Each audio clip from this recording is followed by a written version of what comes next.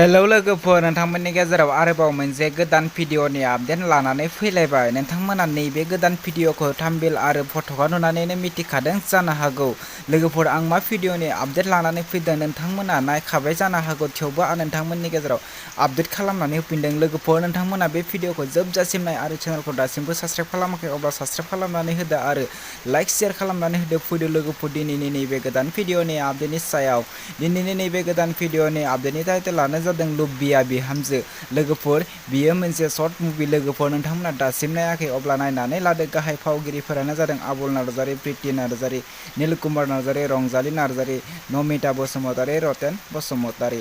लोगोफोर, बिथांमोना नैबे सर्ट भिडिअखौ अलरेडि फुल आपल'ड खालामनानै होखाबाय आरो नैबे सर्ट भिडिअआ जोबोरैनो मोजां जादों।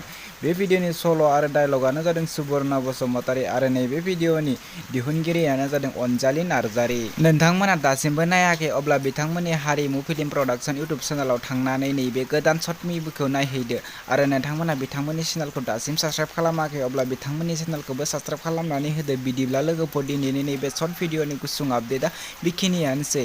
आंनि चेनेलखौ दासिमबो साबस्क्राइब खालामाखै अब्ला चेनेलखौ साबस्क्राइब खालामनानै होदो आरो भिडिअखौबो लाइक शेयार खालामनानै गालांदो।